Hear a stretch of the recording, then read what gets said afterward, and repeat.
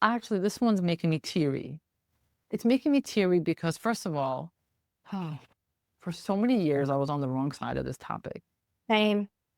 Oh my God, for so many years, I was on the wrong side of this topic. Oh my God, I'm getting so emotional. Same. I'm serious. Same. God damn, I did not expect this to go on the podcast. Welcome to today's episode of The Medical Disruptor, the show where we challenge outdated medical norms and redefine what true wellness looks like. I'm bringing you the innovators, the boundary breakers, and the trailblazers who refuse to accept the status quo. These disruptors are revolutionizing the way we approach wellness so that you can feel better, live healthier, and take control of your health. Today, I'm sitting down with Dr. Jessica Petros, Dr. Jess, as everyone calls her. And this episode made me emotional. It made me cry. We talked about mold, we talked about Lyme, we talked about so much, but we also talked about why she lost her medical license.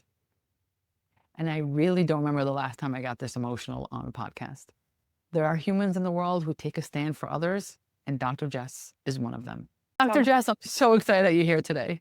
Thank you for having me, Dr. E. I'm honored. Oh my God, it's so much fun. Okay, so everyone who listens to the Medical Disruptor knows that we have a collection of the best humans in the country, in the world. And you are no exception to that. And I know, just as a teaser to my audience, we're definitely going to talk about mold and so much more. But I love always starting with a biography because you went to med school. So you were first indoctrinated and then became unindoctrinated, which many of us are. So tell us about that transition. Tell us a little bit about how you got to the crazy world. Yeah, I'm a regular savage now. So, yeah, I'm proud to say I became indoctrinated. It's been a wild ride, actually. So, yeah, I went to regular medical school. I hail from the state of West Virginia, which, back in my day, I didn't know. I may have heard of chiropractic school, but I didn't know about naturopathic school. I didn't know there was any sort of natural medicine. My family worked in hospitals, and I came from a medical family. So I really didn't think I had any other options. And this is how I was going to help people. So I got into medical school in Louisville, Kentucky. And I believed everything. I always say I drank Kool-Aid. Of course, why would you not believe it? It's evidence-based medicine. And this were people who wanted to help people. How could they fill a whole industry of doctors? They couldn't, right? No way. No way. So I really, got my flu shots every year. I, on call would, eat the little things of peanut butter and the graham crackers and the 2% milk out of a little mini carton they gave us. And they gave the patients too, to make them healthy. Sure. Oh, yeah. Or, Jell-O, that too. God bless the Jell-O. So, yeah, I did all that without realizing that wasn't health. I was a hospitalist. So I, specialized in internal medicine and was board certified and really, really loved what I did. It was wild, though, because we got repeat offenders every day in the ER who used the system not as an emergency room, but as something more. But they were really sick. Yeah. And they never got to the root cause. They never healed. And What? eventually, Are you saying that Western medicine is not root cause medicine? How dare you blaspheme? I know, right? Traitor. I'm such a traitor. So I really believed all that. And one day I really got on Instagram. I was on there probably a month, and I started seeing these people making outlandish claims on there about food as medicine. Can you imagine? Really? Yeah, and what was really in our water and stuff like that. That I didn't get taught in medical school. No one told me there was any importance to that. I mean, they would have told us that, right? Yeah. They said lifestyle and genetic things that cause stuff. Of They course. left it at that. So then I really got upset at the industry, and I kind of went in there with my bat swinging. I mean, I would write in the chart, this patient has been on a proton pump inhibitor like Prevacid for acid reflux, for 8 years. And the package insert says they shouldn't be on it longer than a year. And then the primary care doctor who put that patient on that drug called the hospitalist team to complain about me. and said I was a liability. I'm the liability? So, it was like me turning on my own kind a little bit. Yes, And 100%.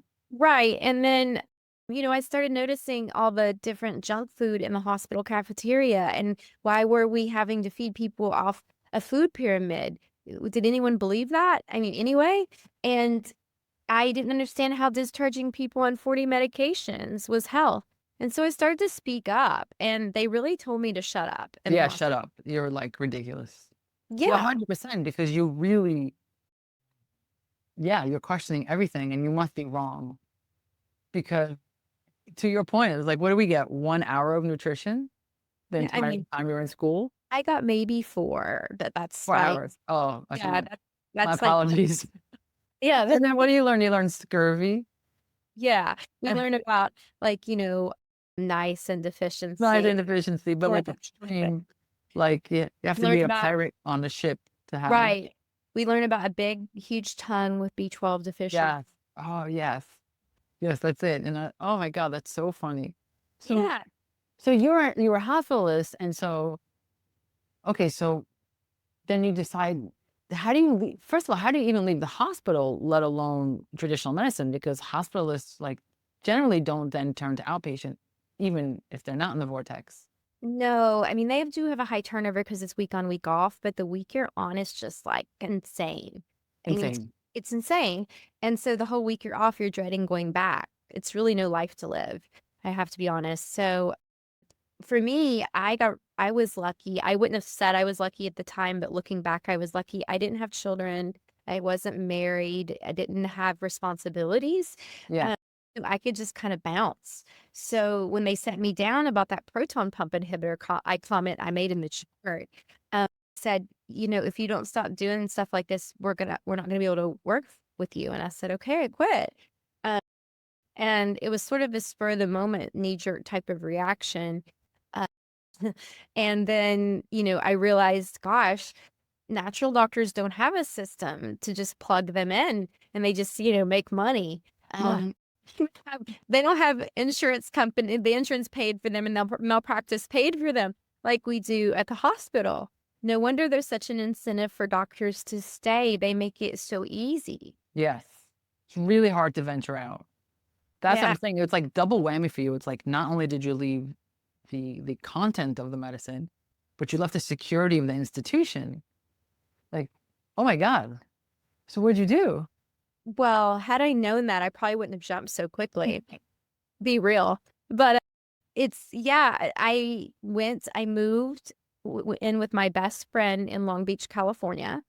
And she and her fiance were nice enough to let me stay with her for 6 months. And in that 6 months, I drove, hour and a half, 3 days a week to Newport Beach to work at Whitaker Wellness with Dr. Julian Whitaker, who was kind of a renegade medical doctor in the 80s and 90s. He was really my mentor.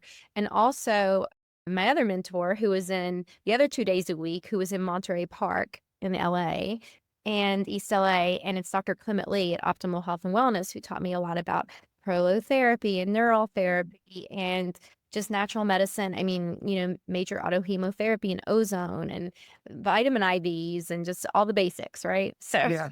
Yeah. yeah. Yes. I love how we know those are the basics.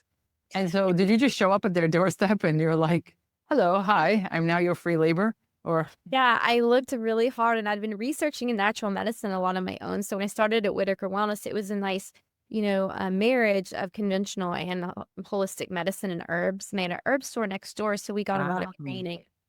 Um, yeah, so I could sort of, and then Clement, my mentor in East LA, was really showing me hands-on stuff as well. So I was learning very rapidly, I would say exponentially, but I was making probably a fourth of what I used to make in the of course, hospital. of course. And so then what? Then you decided to venture on your own? Well, then I continued to get training. I got training in ozone. I got training in Gerson therapy. I got training in uh, Institute of Functional Medicine, places like that. So I continued to train. And then eventually I moved to San Diego. I started my own supplement line. I moved to San Diego and I started working in a naturopathic clinic where I was the only medical doctor. Um, Mm. I still love that clinic. If I was in California, I'd probably still be working there. Wow. But yeah, so and they really taught me a lot, and it was very cool to watch how popular that high rate clinic did. It was Nurse Medical Center in San Diego. So that's where I went there, and I didn't own the clinic, but I just loved working and seeing clients and patients. And that's where I really did well for myself. I had like an 8-month wait list there, Wow. because I gained an audience online through learning and then regurgitating and educating through my own lens of what I'd learned. Yeah. It's interesting. You're surfacing something inadvertently here, but when we go down this path, when we opt out of traditional medicine, we also opt out of a path of education. Yeah. Right. So you have to kind of make your way. Like Institute of Functional Medicine is perhaps the only one that has a path, but it's certainly not enough. It's very, very macro level. I Um, agree. yeah, right. And so Institute of Functional Medicine is a great start, and it is as rigorous as you can kind of get outside of an institution. But the rest is really hands-on learning. It's really hands-on learning and finding mentors and digging deep and putting the time in. And it's interesting because on the one hand, that's why it's constantly debunked. Like, well, where did you go to school and how did you learn that? And what is their certification? But like, there is certification. You have to almost like back in the day, learn from a mentor, Yes. learn the craft. You have to learn the craft. You have to be willing to roll up your sleeves and just do it. So it's interesting because it's something that's constantly criticized, but great. So put a school together. We'll go. I would love that. Wouldn't Put that a be curriculum together. Yeah, I'd love that. I mean, we have things for health coaches nowadays that are really cool, like Yes. CBN and IHP and things like that. But I would love to see something that dives deep. Dives deep. Yeah. Dives deep and is as rigorous and is as intense and uses all you've learned in pathophysiology and applied it and all you've learned in biology and applied it. That would be amazing to do. So interesting you brought that up. Okay, so now you eventually start seeing patients, and I imagine that your transition is similar to most of the disruptors here, where we start off with one thing, and we end up the patients get sicker and sicker and sicker, and then we end up somewhere else. So what was your jam initially, and then what did it become? I think that's what happens as you learn. Yeah, how did you know that? Okay, so I really started out seeing a lot of hormonal issues. Mm, Always had more of a woman-based practice. I honestly feel like, not to discredit the men at all, but women are really the ones leading the health charge, the change. 100%. I mean, if a man came to see me, it was like he was dragged in by his wife and he was like, "Hey," he was sat in front of him, right? It was like he didn't come up with So true. So true. so, so really I got headfirst into this, and I started to love to see clients and patients. And I would say, uh, started out with hormones, and then, really mystery patients kept coming to me, and I needed to broaden my horizons and what I had learned before. And it's always constantly unlearning and relearning, unlearning and relearning. It. Always, always. I mean, you have to kind of be the Madonna of healthcare. You have to change up who you are and what you believe and have an open mind to I new love things that. that emerges. So for me, I had this one patient at Whitaker Wellness, and he was early 50s, and he couldn't sleep at night, like this raging insomnia. And he was having these weird heart palpitations. And I was looking at his thyroid, right? Because he was on thyroid medication. I was looking at stuff like that. Everything was coming back normal. And at the time at Whitaker Wellness, I worked with Dr. Mark Philaday, who's also pretty prominent in mold and tick-borne illnesses as well.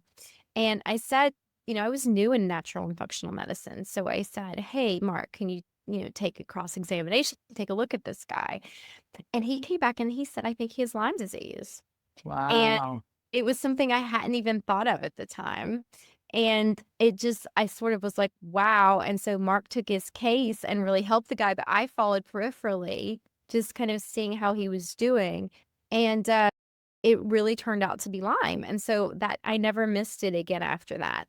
Um, and that made me really do a deep dive into Lyme disease and what it is, where it comes from, and what it partners with, which is often mold, because I wanted to know why all these patients coming to me with no energy, they feel like they got hit by a bus in the morning. They had these weird aches and pains throughout their body. They were like in their 20s and 30s and sick as snot. And I was like, what is this? I was so vital and healthy then. And I'm still more healthy than a lot of the people I Yeah. see. Yeah. And it's always something like that's hidden from the mainstream, but in the functional and holistic world, we kind of know where to go with those Yes. symptoms. Yes. Oh my God. I love that you said that. So Yeah. before you go into mold, let's just pause just for like a brief second in Lyme. I know Lyme could be like its own series for like the next year, but let's just give like a brief, like just something for our audience. Like if you are thinking you're going to Lyme and you went to your primary and they said you're negative, Mm. Mm. think again. Tell us why. Think again. Okay. So love that you just said that. So yeah, people come to me and I, have my fingertips out in the social media world. So I see the questions people ask and they say all the time, my PCP tested me for Lyme and I'm negative. What do I do? Because I can't believe I was negative. Yep. And hold up, it probably means you're not negative. I don't know yet. So they do something first pass called the ELISA test, which misses probably 60 to 80% of people. And 60 to 80% of people. yeah, What a ridiculous test. why do we even do that as a first pass? Why do we even do it? For like the It's positive is positive, but the negative, like, a decent PCP and conventional doc will go straight to the confirmation test, which is the Western blot. Yeah. Western blot still has a lot of error, and this is 25 to 40% of people, depending on where they are in the stage and progression of Lyme disease. So it's really difficult, and people say, "Well, I never had a bullseye rash." Well, 60% of people don't have a bullseye rash, or it doesn't even look like a bullseye exactly sometimes. Right? So that's not, if you have that, that is diagnostic. That means you have Lyme sure. disease. But if you don't have it, doesn't mean you don't have it. Yeah. So with the functional tests, which are also tricky, nothing is perfect. We have indirect antibody testing, and it's a pretty penny. People don't understand how much Lyme testing is. It's a lot of Ooh, money. yes, it's very expensive. For an accurate test, you're gonna Yeah. pay at least $650 for the gold standard IGeneX. It's more like $1,200 to Yeah. $2,000, depending on how many co-infections you test for. And so, I also like Armin Labs. I really like Vibrant Labs, Tick-Borne 1.0 and 1.2 or 2.0, I'm sorry. Those two are a little bit more affordable, but still in the 600 range. So it's really hard because when they do indirect antibody testing, they're really not looking directly at like the pathogen under a microscope or, the whole viral or bacterial load. They're looking at your immune system's ability to respond to the pathogen. So what happens when people are really sick with mold and Lyme, which come concurrently many times, and they don't pop off on their antibody test because their immune system is so damaged right now.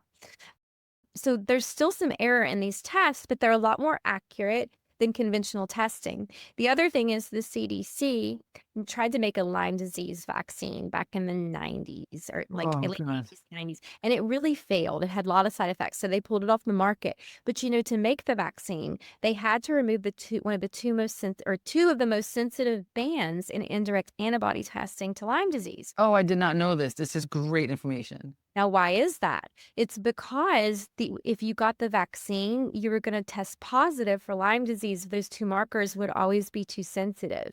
So they removed them. And they then never put him back. exactly. So that's why when you look at functional testing, they have a little bit more laxity in being able to test you as being positive than some of the mainstream tests, which you have to have so many more markers and they're Yes. sensitive ones, they're not capturing most of the Oh, people. my God. So you'll see that there's a much more stringent criteria for the CDC criteria because there's actually thought to be an agenda behind Lyme disease as well. And, I don't want to be the What's conspiracy the agenda? Tell us the agenda. There's always a moment in every podcast where my chin drops. This is the moment. What's the agenda? And, Lyme disease is super self and pathogenic. It hides in the body quite well. It produces things that really make people sick, like ammonia. It runs with parasites and mold as co-infections. So it really is very toxic to the population in general, and they really want us sick on medication. That's the ultimate goal. And really, I think we're easier to control when we're sicker. Of course And we are. there's been definite conspiracies, the book Bitten that was written has 20 years of research behind it. It's very well cited. The author, Chris Newby, went to great heights to find out the truth behind Lyme disease. And this bacteria was weaponized in the Cold War, according to her research. And it popped up in Lyme, Connecticut, which was right across the base, or Plum Island, where a base where they did animal research and vector research was located. So there's that book and a few other ones cite that they believe that this could have been an experiment gone wrong, possibly, or not gone wrong, depending on how you look at it. And and that this vector had been weaponized. That is so interesting. So now here's what I want us to get. For those of you who are down with this part, please get the book. For those of you who maybe think that, okay, they're not willing to go that far. For me, honestly, the mic drop moment that is new for me is this understanding of bands for the first time. Because that was always a mystery to me. I didn't know this history of it. So I just want to say it back to our audience who may not understand. So like when you do this test, we have to look at bands. And like there's these criteria.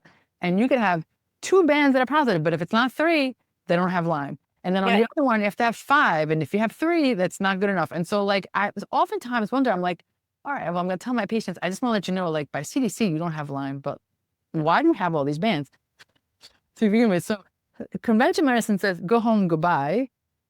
Functional medicine is like, clearly there's something here. What I didn't know was that we removed one of the bands, or 2 of the bands, which would have given us the necessary number to get more people into positive, which means more people into treatment. This is fascinating information. Yes. Holy cow. They actually think the CDC estimated that I believe in the next few coming years, because of climate change and the ticks' different territories and habitat changing, that more people will be diagnosed a year with Lyme disease than breast cancer. Wow, fascinating. Well, See, is diagnosed, like, are we allowed to diagnose them? We can't diagnose them if they don't have all the bands. So maybe they believe in acute Lyme in conventional medicine. right, acute Lyme. That's right. And then once you take antibiotics, you're fine. 2 weeks. Yeah, you're fine. No. By the way, if anyone doesn't know, we're being very sarcastic. Yes. Okay. Just in case you missed the sarcasm in our folks. One more thing about Lyme disease. Please. Say, I took a month of doxycycline. Am I okay? The thing about single-use antibiotics with Lyme is it often drives Lyme to lower their metabolism and roll, instead of being a corkscrew-shaped bacteria which can burrow into things, it rolls into a sphere called an L shape or L sphere, L form, and lowers its metabolism so the antibiotics can't get it. It actually drives it deeper into the tissues. So I am against single-use monotherapy antibiotics. Doxycycline for Lyme disease without a second agent, or preferably herbs, you guys. Herbs, biohacks, lifestyle changes, managing emotional regulation and nervous system can go further than you think. Oh my God. So true. I'm so glad you said all of that. There are some people out there and be like, yeah, I'm positive. I've been positive and I'm fine. God bless you. That's amazing. That's great. That means you have an immune system and it's not affecting you. Amazing. But for many people who are either already have something underlying, or this has been going on for so long that it's just making their system crash, it's so much more complex than just taking the doxy and being done with it. Now, and not for everyone, and that's amazing. Same with mold. Like not everyone is sick with mold. That's great for you. But please don't discount those who are truly, truly ill just because you're walking around positive and it doesn't bother you, or so you think. So, okay. So is the reason why you've seen so many people, you mentioned that people with Lyme also have mold, is that because, did they have the mold first and then the Lyme threw them over the edge, or vice versa? It's usually vice versa, actually. Okay, more. I would say that see people say, I just got on top of Lyme. I just went into remission and feel like myself again with Lyme. And then I moved into a water damaged building, or I started working in a new job and I swear they have mold and I'm literally flaring, all my Lyme symptoms are back. That's what I hear a lot from people, or all my parasitic symptoms are back because, Babesia runs with Lyme a lot. That's a parasite. I see. So they're better, but they're a recovering immune system that now really can't handle this assault. Right, because mold is like the OG of cytokine storms in the Yeah. Interesting. yeah. Interesting. Interesting. And so it's usually like I'm better and now I'm worse. When my worse is my line back. And you're like, well, ish. Mold is like Probably. this mold is like pouring fuel on the fire. It's just really like lights the match for It's neuroinflammation. crazy. It's crazy. I don't have a single provider here that is not dealing with mold. I just had someone, a pediatrician, who's just dealing with autism and mold. Mhm. And I mean, and I'm purposely trying to get people who are, this has validity regardless who's saying it, but people who were in conventional medicine and then turned the corner, because I'm hoping people will listen. Like, this is not somebody who took a course on Instagram. This is somebody who spent 10 plus years in school, who then like sees the light, and mold is just driving me crazy that we're not recognizing it at all. You know, if you look through the hodgepodge of published studies on mold and mycotoxins, there are some people that are like, mold is the fuel to the fire. Like I said, it's really, here's the, like Dr. Richie Shoemaker, a lot of published studies about how it swings a lot of different cytokines and endorphins and interleukins and inflammation out in the brain from the control center down. And then you have other studies online where they're literally like, mold is just causes allergies, and there's Yeah. really no Yeah. science Of course. behind. And so it just goes to show you, like, quoting these studies, we can find studies that have the exact same subject with completely opposing views all the time. We can do this. So I love studies too, but there's a lot of conflict of interest, and based on inclusion or exclusion criteria, you can really get whatever desired outcome you want. 100%. It's 100%. You know, I interviewed Dr. Dale Bredesen, who is like the godfather of Alzheimer's and also says like mold toxicity. And he says, similar to, he's like, I challenge any neurologist to put in one room anyone that they reversed Alzheimer's on, and I'll bring everyone that I reversed Alzheimer's on. And it was like, and we'll just, and because we know neurology doesn't do anything for Alzheimer's, right? So we just, they start the referral to like assisted living is at best what you get. So you're right. The studies are there, but unfortunately, anecdotally, how many humans have you saved from debilitating lives? Oh, no one, we've been taught and brainwashed, I should say, indoctrinated so much that, like, it's our genes, it's our body, something's wrong, wrong, wrong, wrong, wrong. And we don't really think to blame the environment, or we think about food now. A lot of people have got Yeah. that in their consciousness now. Yeah. But the homes haven't hit the mainstream consciousness yet about how we're building homes that are the problem. I can't really blame mold. It's been around for centuries. It's the building of the homes, the energy efficiency with lack of airflow. Interesting. Yeah, nature doesn't work that way. The airflow is how you keep mold at bay, actually. And, building toxic adhesives, carpets, paints, dyes. When particle board gets wet, which is a bunch of man-made industrial toxins, it grows mold readily. It's not supposed to get wet because mold digests organic waste, and man-made industrial toxins are waste to nature. That, it's so interesting you said that, because one of my most complicated mold patients was somebody who lives in a brand new home. Yeah. And they were like, what are you talking about? We just moved here. There's no mold here. And I'm like, your building, as it was being built, had got rained on. That's right. And the whole brand new house was full of mold. And it's actually worse than the old house that it's in the basement and you can kind of see and maybe remediate. But if it's built within, you're stuck. It's so sad. People spend their life savings on their dream home. I mean, this is the worst part of my job, honestly, Dr. E. Like, they will sit, and I had one, I'll never forget, I had a newly married couple, like newlyweds, and she was so deathly ill. It was gonna kill her. Like, she was bedbound, and they had to get rid of everything. Like, I have goosebumps talking about it. Like, they had to get rid of all their belongings. I will never forget this. And they sat on a Zoom with me, and I was telling them what they had to get rid of that was porous, and it was this like huge rectangular long canvas of their wedding picture. I was just like, Oh, I just got chills. Yeah, I know. It makes me like tear up now thinking about it because this is literally the worst part of my job where I'm like, I'm sorry. I know you just spent your life savings on this, but like you have to move, you know? And then there's been people that I've told that to, and guess what? They move and they haven't gotten all the way better. Um, so that made me kind of unlearn and relearn again. Yes. Tell us, tell us. I know where you're going. Tell us, because people need to get that. You know, early in my career, I was like, let's kill everything. Let's just murder it. You're so right. I'm loving this so much. And I really got some whiplash because I was a little wrong, because not everyone can handle that. Not everyone is warrior. At the sake of the patient, doesn't matter the patient, we're just going to kill it all. I don't care how bad you feel. Let's go. Yeah. And Hurts or no hurts. These are Herxheimer symptoms. Are they tolerable or not? This was. That's so funny. That's so funny. Yeah. Oh, I love that. Again, they taught me. One person in particular tore down their 100-year-old house and, is still bedbound. And it's like nervous system regulation is such a big deal. And if they don't feel safe in their body environment, they don't trust anything their body is saying or themselves, or, they're in a toxic relationship, constantly walking on eggshells. There's a number of different examples I can give where like, there's just not a pill to fix that.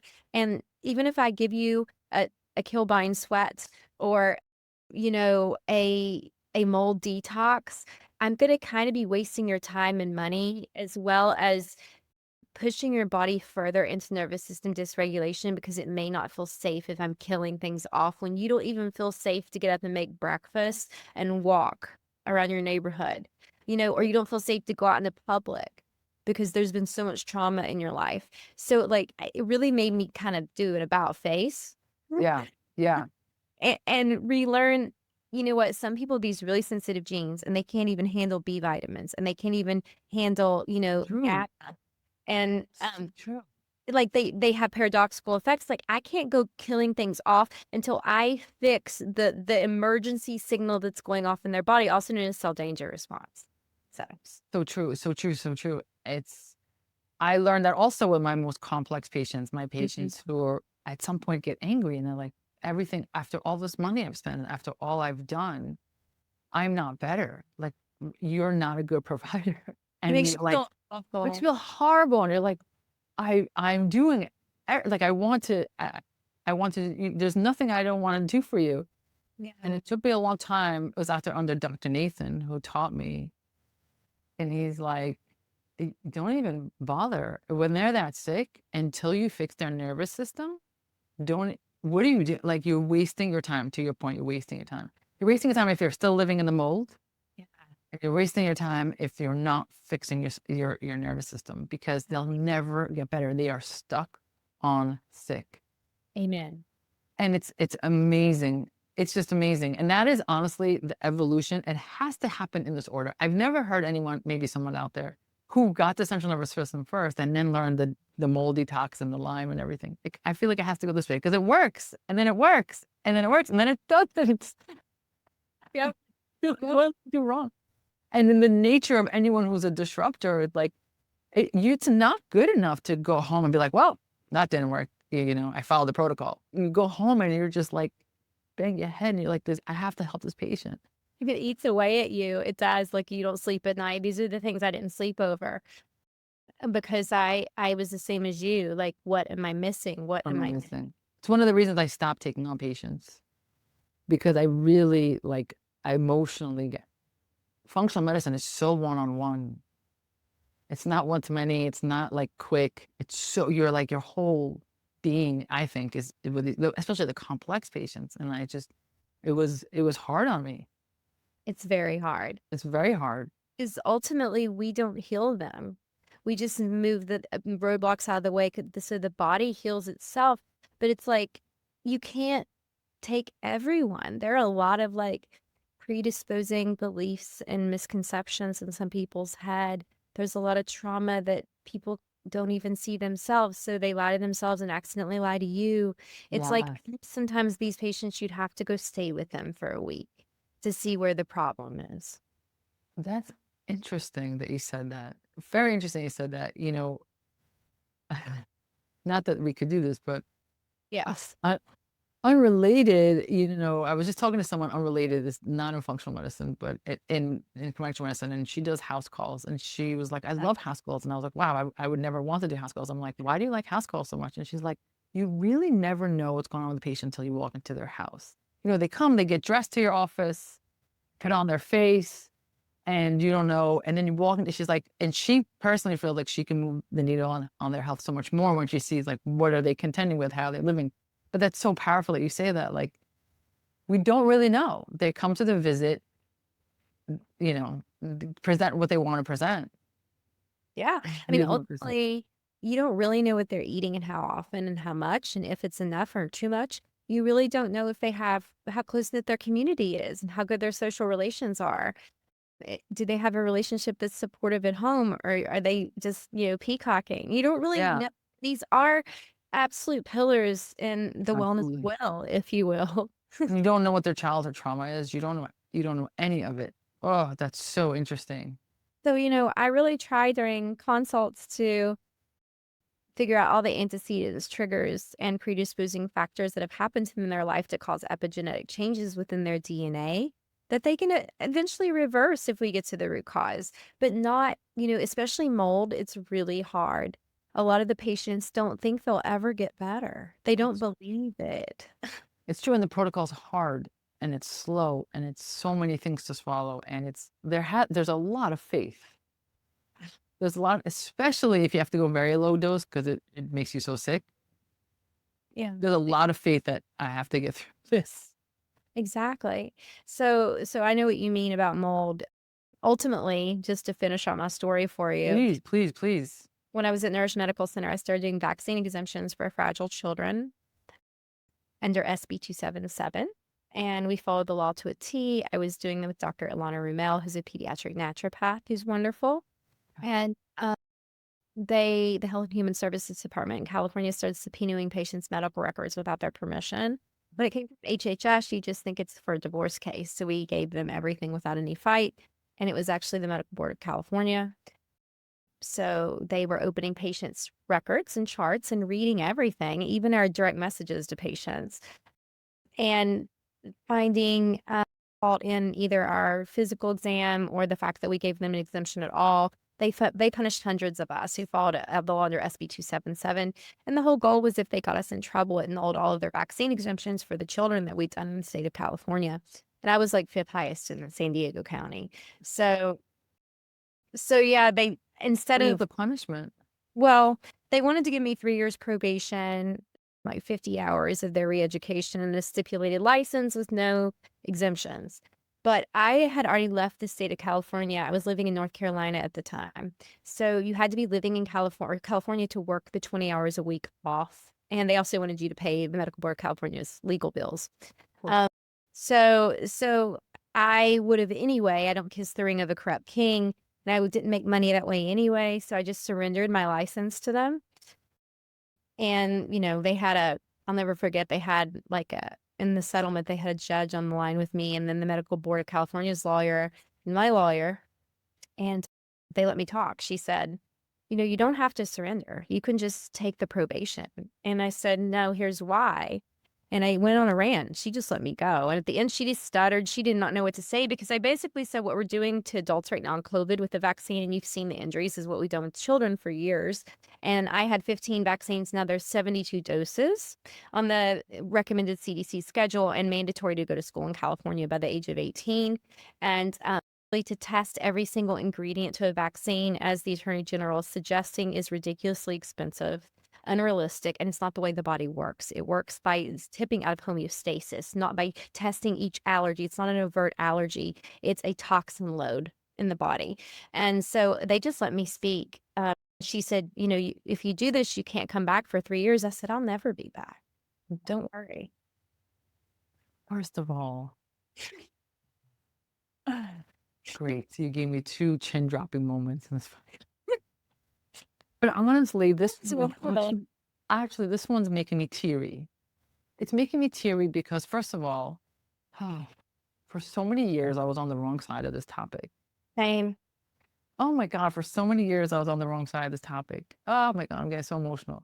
Same. I'm serious. Same.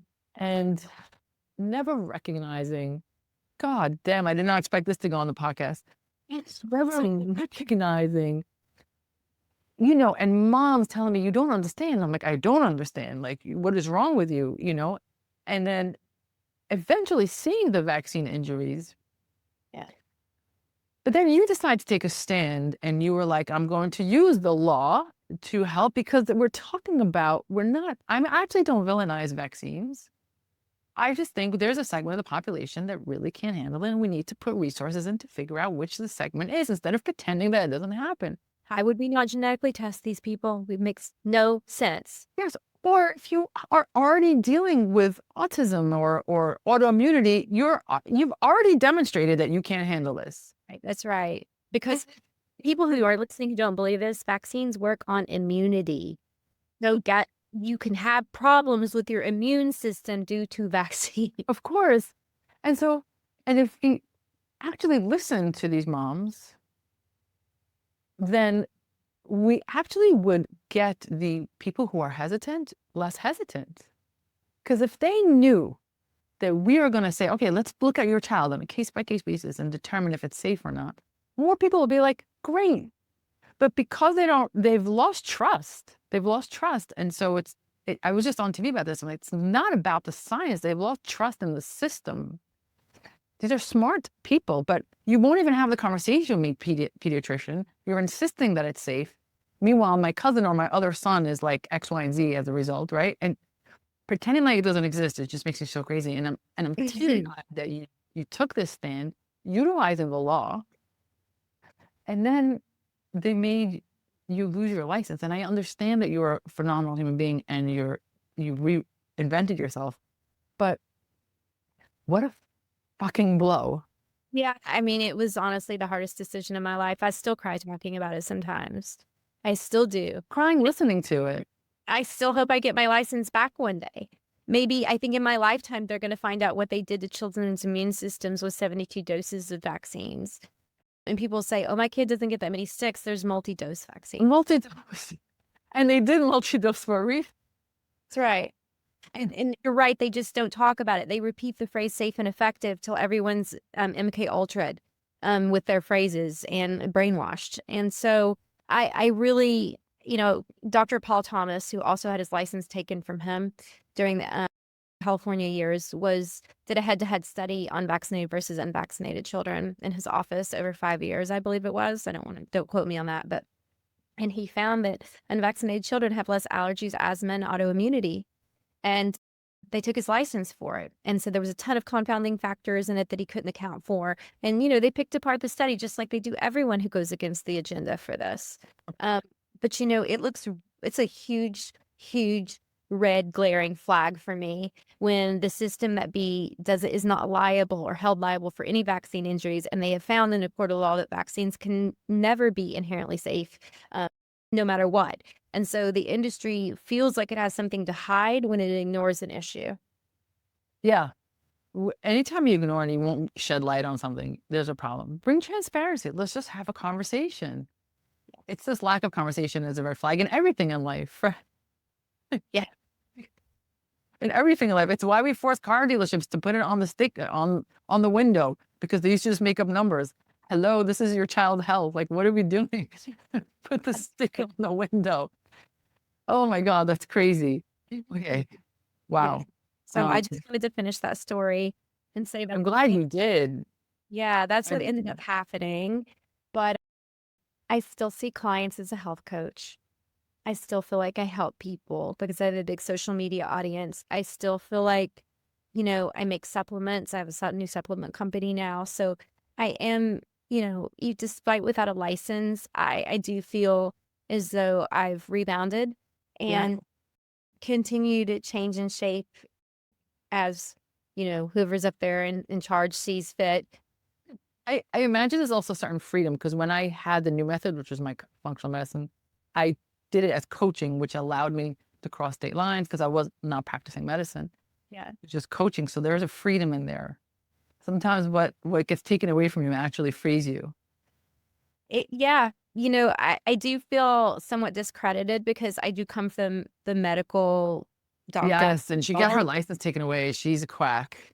Yeah, like they literally persecuted me sometimes online for it. And You can't I win. And they think persecute me because I'm an NP and my doctor is a PhD, not MD. So you just can't win. And that's fine. yeah. You're always gonna do too much, too little for somebody. But, I do feel like you're right. It does give you more freedom. It hasn't hindered my ability to take care of myself, to pay my bills, and to still help people, which Oh, is go. why I'm here.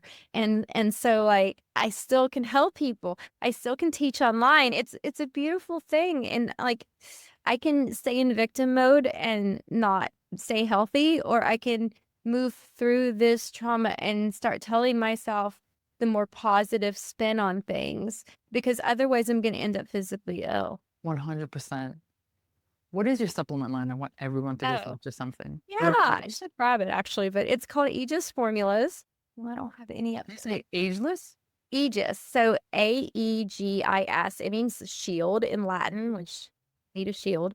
So that we're a spinoff from Cellcore Biosciences. So some of the people that used to work over there are now part of our company, including Dr. Von Watts. So we both formulate, and we've got some really cool products out, and then some really cool things coming. So we have a liposomal methylated B, vitamin C, and glutathione product that called Nanoglut B. We have Elemental Edge, which is all the high dose trace minerals, chromium, cobalt, molybdenum, selenium, iodine. Nice. Those. Because when I was in nervous system dysregulation, I needed high dose minerals to ground my nervous system. That's what really saved me. And that's what created this product, actually. We have post pill ease, which people coming off the birth control pill or just need hormone support in general. Ooh, was that like It- like an inositol? What's in there? it's all kinds of things. Chaseberry Oh, tree. gooseberry. We have we have a bunch of like adaptogens in there and Nice. things like that. So it's really nice. And we're replacing a lot of the things that are missing from when birth control pills strip you of things like magnesium and coenzyme Q10 and things like that. And your sanity. Yeah, right. Some people say, I don't know. I'm so emotional since I'm on birth control. I'm like, oh, I don't know. Well, or only 5% of women gain weight on it. Okay. Okay. Yeah, okay. That's what happened. So, and that one tastes like an Arnold Palmer tea. It's a tea. And then we also have a product that's amazing. I think it's the best TUDCA on the market. We have TUDCA Max. It's TUDCA, tauroursodeoxycholic acid that helps thin the bile, and taurine helps with cognition. And then we also have NAC and milk thistle and fulvic. So, That's some good stuff. yeah. Obviously, we're linking it. Oh, We thanks. still relink all this stuff. Everybody has to. And this is, I think, the first time I've announced this, and this coming late spring, I would say May, we're going to have, they're sort of like Listerine breath strips that dissolve on the tongue. We're going to have some peptides that we have studies that they have almost all absorbability in the buccal cavity. And then we have some extracts like things from mango and things like that that help with nervous system regulation and reishi and things like that. So we'll have a calm strip, we'll have a bloat strip, a Strip is great. yes, I had not heard of that form of delivery for supplements. Is this new? yeah, it's newer because and that's how nanoglut B is too, because it's absorbed 100% here. It'll go through the first pass through the liver. And no one's gonna get nauseous, and there's no pill issues. I love this. This is the first time I'm hearing of it. Maybe I'm late to the party, but this is great. Thanks. Yeah, we're really proud of it. We're excited about the strips. They're not out I'm yet. proud of it for you too. So much. That's Yeah. amazing. Oh my God, that's really a big deal. Because sometimes I stand there with my pills and I'm like, I am crazy. I am crazy. Right? And then I'm nauseous for like a half hour. I'm like, it's gonna pass. It's gonna pass. Oh, I know, you're not supposed to. I know. But I'm like, let's just get it in. I know I have to get it in. I have like this whole conversation with myself. I'm like, this is why people don't do it. right. We had to do TUDCA because it tastes awful in a pill. We had to do Elemental Edge with the minerals because they taste awful and we had to put them in a pill. But we are looking at different ways of getting supplements and herbs to people, because so many of the people I see in nervous system dysregulation, they can't make hydrochloric acid because they're stripped of their minerals, and the vagus nerve doesn't work that way. And, they can't digest because they're bloated all the time. They can't even absorb in capsules they're taking. Oh, So I give people liquids and powders a lot because all my great. Dr. Jess, just put them on a PPI. They'll be fine. bada bing. Sorry. Full circle on that one. And how do people work with you if they want to work with you? Yeah, so I always tell everyone there's a hierarchy to this. So if Mm. you want to just get, maybe consume free information, I'm up on social media a lot. I have a team that helps me, thank God. But I do lots of educational reels and really helping people understand their body. I do a Q&A quite often too and answer people's questions. So that's a really cool way to interact. Wellness Plus is my membership where it's a do-it-yourself platform. We teach people about nervous system, drainage, and detox, and we have different hand-holding protocols for Talk about wellness. drainage. I have to get you back on to talk about drainage. Oh, yeah, I'd love that. Drainage is definitely, after nervous system, definitely the next step before detox, because if you do nervous system and drainage properly, you can half the time you need to do a detox. Imagine that. So I have the membership Wellness Plus, and that was do yourself platform. There's also an uncensored community forum where you can ask anything, and myself and two other naturopaths help answer questions online. And so then lastly, I actually have a virtual clinic, as I mentioned, where I work for a function as a health coach, but we do all the functional labs, all those things, and it's getting pretty busy. So you can work with me in packages of 5 months or 8 months. And so what we do is we usually put people on Wellness Plus, whether they're going through the package with me. So in between appointments, you have a platform that you can really search on your own. It's almost like a holistic WebMD. Nice. I love that so much. What ages do you work with? I would say my bread and butter patients are anywhere from like 20 to 50, Mm. 55. So I like to get them young where I can turn them around and they can have you teach them how to fish and don't give them the fish. They have their whole life to be healthy or understand how to triage this properly. I'm not discriminating against anyone who's young or elderly. I'm just not trained in pediatrics. So I try to, Sure. yeah. Everyone does the training. It's interesting that when I was seeing patients, I preferred 45 and up because I felt that under 45, unless they were markedly unwell, they didn't want to listen. Oh no, they listen actually. And I think it's because I've got street cred because of Instagram. Oh yeah, but also I guess people who are coming to you are already really unwell. Yeah, and That's the they're thing. That's mostly the I don't even have to talk about diet with them. They're already gluten-free and dairy-free and seed-free and soy-free and all that free. And I'm like, your diet's not the reason you're sick. yeah. I wish that was like first year, right? The first year Yeah. patients are like, just go gluten free, and you're like, oh, I'm a genius. And they're like, oh my God, everything's better. Yeah, it's not that simple. Marty, they know more than doctors when they come to me. 100%. I Um, love that so much. I love that so much. I Oh tell my you, God. Say it again, say it again. I said, I tell you, I learned from them. They're my best teachers. 100%. I've learned it. The complexity of the patient drives like our knowledge. Yeah. So interesting. Oh my God.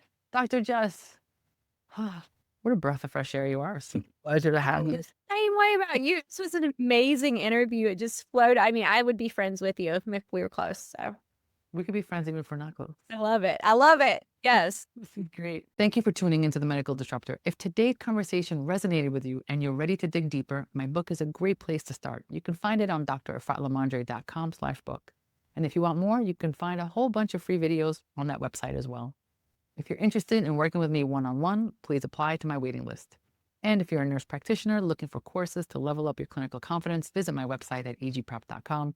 Don't forget to subscribe, share this episode, and leave a review. It helps us reach more disruptors like you. Until next time, keep questioning, keep learning, and keep disrupting.